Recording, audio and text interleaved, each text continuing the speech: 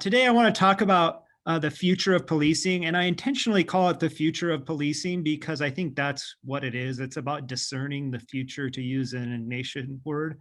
And no one has the answer as far as I can tell. And the information I do have has been talking with people on the Hill, but they're very tight lipped about it. As Senator Durbin's office said, we want to give them room to negotiate. So I have no secret knowledge of what's going on, but I do think it's important to have the context. Okay, there we go. And that context is we recently finished the trial and the conviction of Derek Chauvin and George Floyd's death, which first anniversary is coming up on May 25th. And that seems like yesterday, and it seems like forever. And a lot has happened in that time, especially with the pandemic. And yet I think it's telling that the momentum for this has persisted and continues to build. And if you look at the names behind George Floyd, I mean, it's astonishing. And I think it points to something that, namely, we need change. Just like to start with a few things. Quotes. This is from Pope Francis on June 3rd, and that date is notable because it's about a week or so, a little after George Floyd's death. And he's speaking here directly to the American church and to the American people. We cannot tolerate or turn a blind eye to racism and exclusion in any form, and yet claim to defend the sacredness of every human life. For Christians and both for Catholics, this is part of the consistent ethic of life. And so this is a life issue, and it needs to be taken with that seriousness and that gravity. And I think that it's important for us to have a voice on it because it is about human life, and it's about human dignity and the sacredness of human life. Also, it's from our teaching. Whenever public authority fails to seek the common good, it abandons its proper purpose and so delegitimizes itself. The greatest threat to society is when government and a governing authority which we consent to is no longer legitimate. And so this is about the legitimacy of law, our legal system. And as we've seen, that has come into question, not just over George Floyd, but just the polarization and the toxic culture that we live in the demonization. It's about legitimacy itself. And if so, fundamentally, policing's about justice. If it's not, if people don't have confidence that it's just, then they can no longer consent to the authority.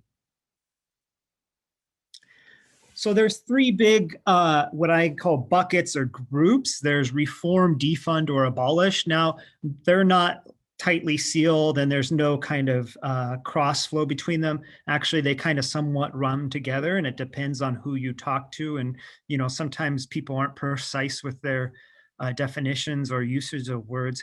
But the first is reform. And I say that reform comes in as that there's something wrong in policing and we need to change it, but it's not kind of rotten to its core. And so there's something with which we can build upon.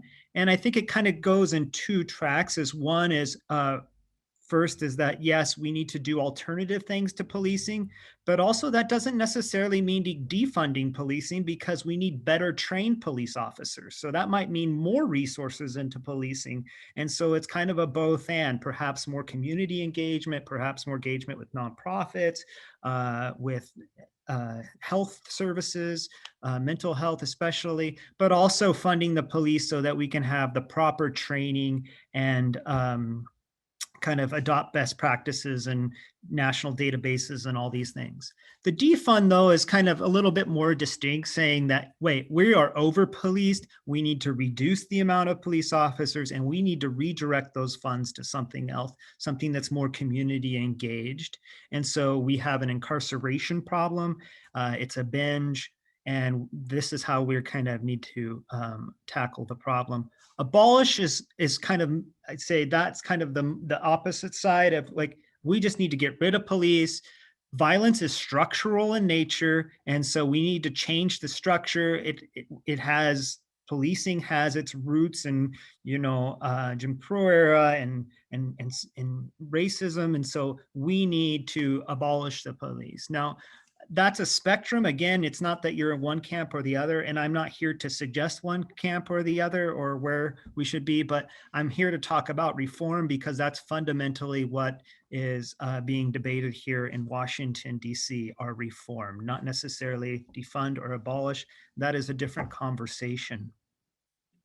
But I think it's important to kind of see where we're at as a nation. So first of all, I think 58% thinks of Americans think, and this is according to Gallup, policing needs major change, and 30%, 36% minor changes. But for me, what is the most encouraging is that 6% say no change is needed. So there seems to be that's about as much consensus as you're going to get in this country at this time, is that there needs to be change. Now, whether major or minor, that's kind of up for debate. And if you look at these, and they've broken these down by race and by political party, by age, you can kind of see that a lot of these categories run together. And so like the major changes are somewhat similar, 88, 89, 81, minor changes at the top, and they kind of go from there. So I think that a lot of this is people's different experiences, especially between Democrats and Republicans. It's about the polarization and then kind of the youth of where they land in the voting demographic. Also, now this asks, but like, what are the options, or what options have support in police reform? Now, you are not going to get those graphics anywhere else. Those are just, I mean, I'm going to replay those. So only at OJE do you get these kind of graphics. It's encouraging because I think 74% want to end stop and frisk, promoting different alternatives. And then there's all the ranges, but majority of Americans support some of these, what I would consider common sense reforms. Now, when you get to more kind of controversial things like eliminating police unions, and now that's not just a Republican or Democrat issue, because some people are afraid that that's how people who want to end unions and bust unions, that's their doorway in. But we have to acknowledge that police unions are also a problem and have been protecting bad actors for a long time. And so eliminating, abolishing, you see police departments only 15%. Again, the fancy graphics, but as you see, there's some encouraging signs here as well, because even Republicans, even though if you took these kind of straight across the board, where the majority of support of Republicans stop as promoting community-based alternatives such as violence, but still there is a consensus here that change is needed. Of course, Democrats tend to support more of these reforms. Now, if you go with Minneapolis and where this all happened with George Floyd, voters are divided on reducing the amount of police officers. 44% said they should not. But then if you look within the communities where police violence is really a problem, there's fewer blacks than whites that want to shrink the police. You say so should not. 50% says should not versus 35%, and among whites it's somewhat even 3% difference. So what's the major takeaway from all of this? I think it's this. Most Americans, black and white, are clear on what they want is not the end of police, but better police. I think better policing is where the majority of Americans are at. And I think there is some consensus for so I hope if you feel dismayed about where we are politically, that this is maybe a little glimmer of hope that we do want something better. And I think in that betterment, wanting and desiring, we're acknowledging there is a problem. So these are the key players: Karen Bass, Cory Booker, and Tim Scott. And one of the things, I was on a call with Senator Durbin's office, and they were saying, look, we need to give Cory Booker and Tim Scott the room to negotiate, and Karen Bass, but since they're both in the Senate, uh, that's kind of where the major compromise is happening. And she said they have a good relationship. They respect each other and trust each other. And I think that's encouraging because in something as sensitive as this, there needs to be trust and good collegiality and respect for one another. And according to what Durbin's office said to us on the call, is that they do that, and there's encouraging signs. But it's also important to know where we came from, where the House introduced in 2020 the Justice and Policing Act, and Tim Scott had the Justice Act. And there's some major differences, and this is where the two sides are negotiating from. First is chokeholds. Um, a lot of the Justice Act is just about reporting and studying. So it doesn't restrict chokeholds, but requires reporting of when chokeholds are used. The Justice and Policing Act on the House side had prohibited chokeholds except when deadly force is required. No knock warrants. Breonna Taylor will remember that, hopefully. It sets legal limits on the practices, where the Justice Act said it requires reporting and data collection. Body cameras, both are in agreement. Body cameras work. And I think hopefully we've seen through all of this, if it wasn't for the brave people who filmed this, or it wasn't caught on camera, who knows where we would be. But body cameras have been essential to holding people, police officers, accountable. Qualified immunity, this is a huge sticking point. The Republican bill, Senator Scott's bill, the Justice Act, does not address it. The Justice and Policing Act limits it, and that is important because that was kind of it's kind of nowhere on the books qualified it. It's a judicial ruling that has precedent, but it's kind of nowhere on the books, but it does limit it. Another huge sticking point is Section 242, or it's the intent standard. So this is the section that prosecutors use to prosecute police officers who have acted with willfully, the Democrat side wants to say change the world from willfully, which is a very high bar, to knowingly or with reckless disregard. It's hard to prove someone's will or intent, but if they knowingly did it, or if they were just reckless, then that's kind of the new bar that the Justice and Policing Act wants to set. The Justice Act does not address it. Policemen misconduct register. They both believe that there needs to be a registry. They just disagree about the extent of it. The Justice Act, Tim Scott's bill, says, well, yeah, we need one, and we'll just rely on individual states to do it, and it will be kept private. Where the Justice and Policing Act says, no, we need a national database, and it should be publicly available, that people can see who their police officers are, if there's complaints against them. And it also stops the jumping around from going one department to the other. And then the 1033 program, a little bit controversial about, we've been in war for nearly 20 years, it seems like, and there's a lot of equipment. And so they're bringing that equipment back from Afghanistan, from Iraq, arming our police officers. And the way you equip them also influences the way they behave. And so it's about ending that program, but maybe some exceptions could be for like flashlights, blankets, some stuff that is not more of the military side, but more of the just kind of the normal operating side. So what are the major sticking points?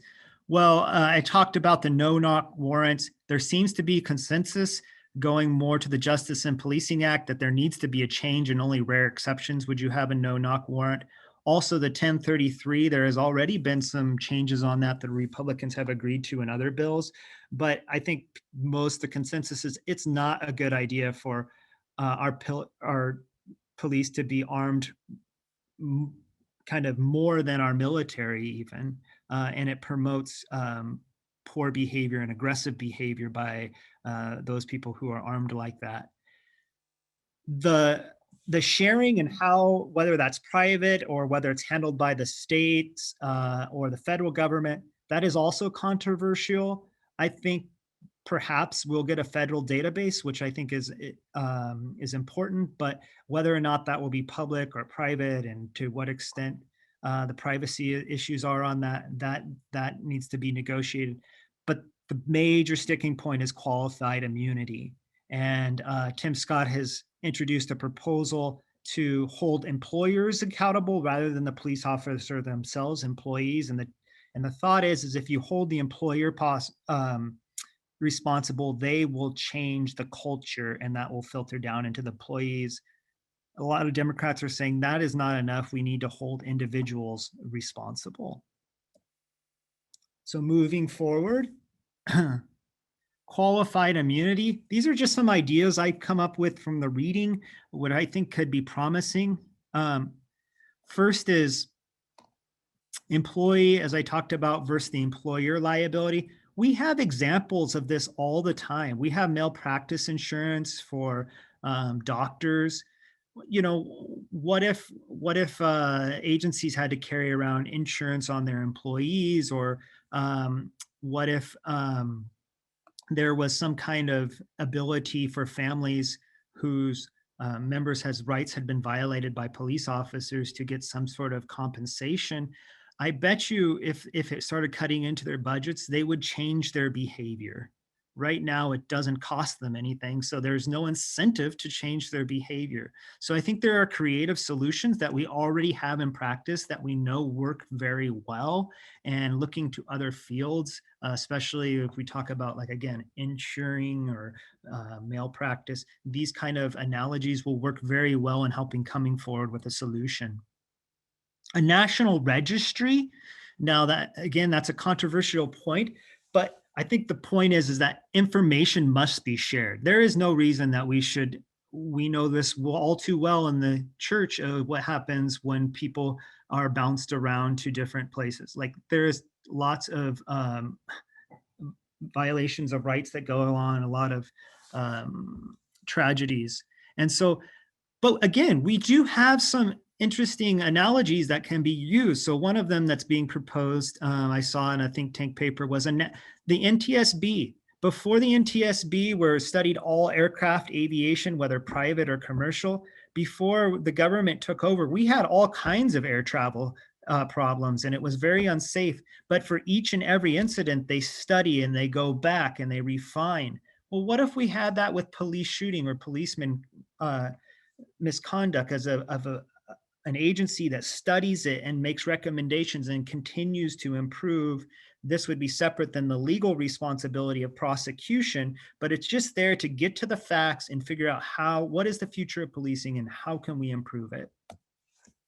Mental health, we know, is a huge problem in this country and is growing. We need an evidence-based approach to policing that is rooted in public health. And we have all kinds of examples that we have made, and I said the non-smoking is that we dramatically decreased smoking in this country, and I think it was a successful campaign. Could we mount something as large as that for mental health? Because a lot of this is driven by mental health and the cutting of programs we have done since around the 80s. Guns. This is not one that's not being talked about, but I think this puts on everybody on edge. We don't know who doesn't have a gun. Americans own a disproportionate amount of guns compared to the rest of the world. We are a very armed country. There are more guns in the United States than people. This is a problem. And what it does fundamentally is, what does it say about our communities? If everybody feels they need to be armed to protect themselves, there's some kind of trust factor in our communities that is missing, where people feel they have to arm themselves to protect themselves, whether against fellow citizens or against police officers or whoever. But the fact that we would have to carry a gun to defend ourselves points that there's something that's probably wrong. And so we need, I think, to address this issue. Finally, Pope Francis, I think he's right on here. And he said this in one of his encyclicals. He says, when a society, whether local, national, or global, is willing to leave a part of itself on the fringes, no political programs or resources spent on law enforcement or surveillance systems can um, indefinitely guarantee tranquility.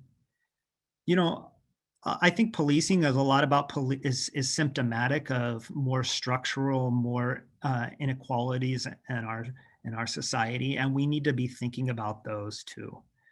You know, police needs to be reformed, but you know, what about communities that are um, excluded from resources and excluded from good schools and excluded from healthcare? We need to address that because that's kind of, I think, that the core of the issue is that as the inequality, and so we can make reforms and spend a lot of money, but we have to address these core issues. Finally, I just end with this. It's one of my favorite quotes. It comes from The Long Loneliness and Dorothy Day, and she's talking about her friend and co-founder Peter Morin, and saying he stressed a society in which it is easier for people to be good. And then he adds, knowing that when people are good, they are happier. And I think it's about trusting in the goodness of people, but it's also about what kind of society do we want to be? Well, we want to create a society um, where it's easier to be good than to be bad, because we know that when it's easy to be good, that people are happy. So that's, I think that's Jesus's message of the kingdom of God. We're here to build the kingdom of God, reflect the kingdom of God. And in the kingdom of God, it's not a struggle to be good. It's easy to be good. It's natural to be good because it makes us happy to be good. And so fundamentally, this policing issue, in my opinion, is about what kind of society do we want to be?